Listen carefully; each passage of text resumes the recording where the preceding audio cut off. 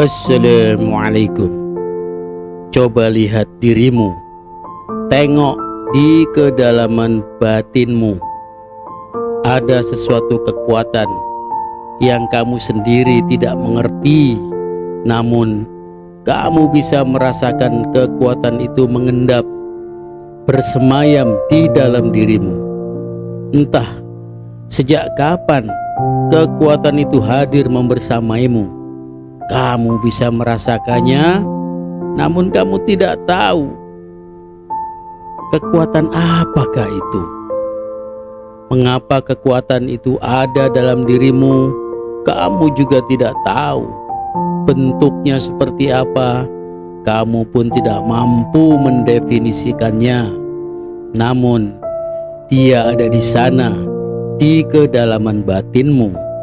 Ajaibnya, kekuatan itu dapat terlihat jelas ketika kamu berada pada situasi tertentu yang bisa membahayakan hidupmu. Kekuatan itu muncul secara tiba-tiba dan dia juga menghilang secara tiba-tiba. Sebenarnya bukan menghilang, tapi semacam bodyguard, seperti ada kekuatan penjaga yang kembali lagi pada pos penjagaannya. Aneh, tapi nyata. Jangankan orang lain, kamu sendiri bingung kekuatan apa sebenarnya yang ada di kedalaman batinmu itu. Apakah kekuatan itu dari setan atau kekuatan itu dari Allah Subhanahu wa Ta'ala? Atau sebenarnya kekuatan apakah itu? Sesungguhnya hampir tanpa kamu sadari, kekuatan itu adalah transformasi olah batinmu selama ini, metamorfosis ruhani dan mentalmu yang kemudian membentuk kekuatan spiritual terpendam di dalam batinmu. Derita dan luka dalam hidupmu, jatuh bangun dalam proses kisahmu.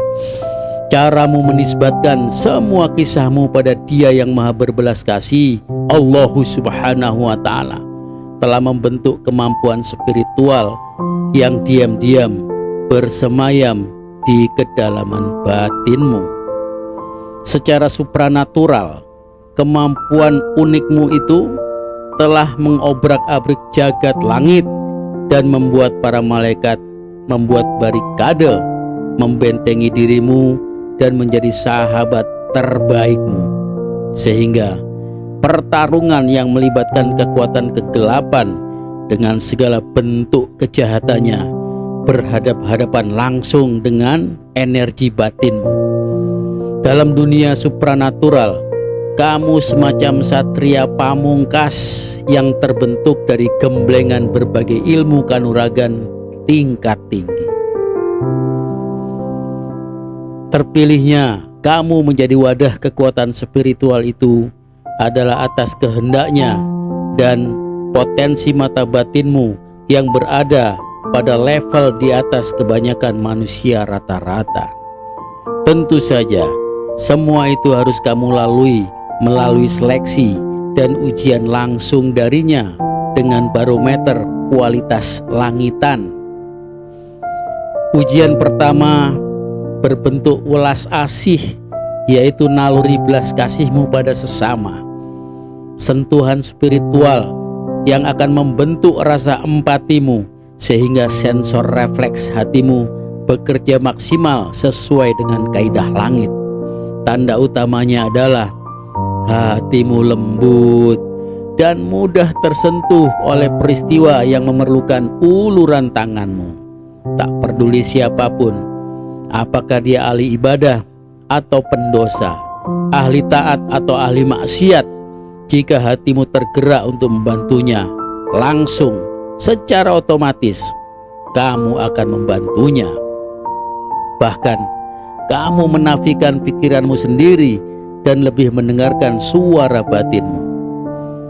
Dalam level tertentu, kamu sanggup berkorban untuk mereka, walaupun kamu sendiri dalam keadaan yang lebih membutuhkan. Jika kondisimu tak sanggup membantu mereka, maka hatimu akan menjadi gelisah, seperti ada rasa bersalah yang bergejolak di kedalaman batinmu. Maka doamulah yang akan menggempur langit agar Allah Subhanahu wa ta'ala memberikan kemudahan untuk mereka yang sedang dirundung kesulitan itu. Kedua, ujian basiroh, yaitu terbukanya mata batin yang terkadang berwujud penglihatan tentang suatu kejadian yang kemudian menjadi nyata.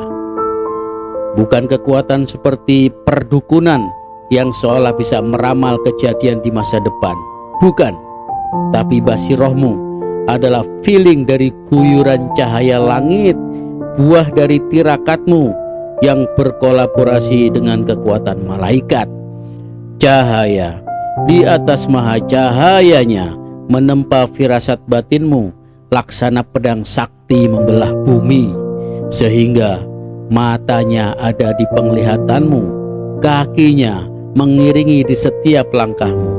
Allah menjadi kekuatanmu melalui penglihatan batinmu yang tajam, dan dengan itu membentukmu sebagai sosok karakter yang berkarisma tinggi.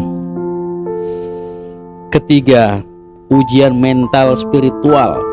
Karena sifat pendiam dan senangmu menyendiri, kamu akan diblokade oleh mereka, para oposan ahli ingkar, pemuja syahwat duniawi.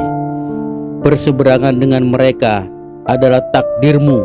Situasi ini sejatinya adalah peperangan barbar, bukan hanya di dunia nyata, bahkan pertarungan itu lebih frontal terjadi di dunia supranatural. Karena itu Allah Subhanahu wa ta'ala akan mengujimu sampai titik puncak ketahanan fisik, mental, dan ruhanimu, sehingga kamu berhasil melewati berbagai ujian itu, agar kamu menjadi sosok tangguh yang siap bertarung dalam berbagai situasi dan keadaan. Sebagai recharge lelahnya mental dan spiritualmu dalam hantaman derita dan luka di siang hari, perlu diisi ulang, di-refresh. Karena itu kamu terbiasa terbangun di sepertiga malammu, waktu terbaik yang Allah sediakan khusus untukmu, untuk berdialog, mencari solusi, dan sekaligus mencerahkan kembali kekuatan spiritualmu. Terakhir, kamu sering diajaknya untuk berwisata ke dunia supranatural lewat mimpi yang hak, sehingga kamu bisa merasakan dunia lain yang juga menjadi medan peperanganmu. Hal-hal tak kasat mata, ghaib, dunia para lelembut adalah dimensi spiritualmu yang tak sembarangan manusia diberi penglihatannya. Kamu adalah manusia penjelajah waktu dan ruang yang kelak akan dimintai pertanggungjawabannya juga di alam akhirat. Jika semua kekuatan itu terjadi pada dirimu, semestinya kamu tak perlu panik atau bangga berlebih-lebihan yang akan membuatmu angkuh. Biasa-biasa saja. Jika hatimu merasakan itu sebagai karunia, syukuri. Jika kamu merasa itu justru menjadi beban, minta padanya agar diberikan kesanggupan dan kesabaran. Memang berat, namun Dia yang maha bijak tak mungkin salah memilihmu, sebab kamu dianggapnya sudah memenuhi kriteria dari miliaran manusia yang ada. Jangan malah bikin malu Allah Subhanahu wa ta'ala. Allah saja percaya padamu, masa kamu tidak percaya dengan dirimu sendiri? Kehidupan dunia ini hanya sekejap mata, namun yang sekejap ini menentukan kehidupanmu yang selama-lamanya. Jika kamu berhasil menggapai ridhonya, maka kebahagiaanmu sudah menunggu di alam keabadian. Sebaliknya, jika gagal menaatinya, kesengsaraan jahanamnya adalah seburuk-buruk tempat kembali. Na'udzubillahi min dzalik. Semoga Allah Subhanahu wa ta'ala selalu melindungi kita semua hingga bahagia ke dalam surganya selama-lamanya. Wallahu a'lam bishawab.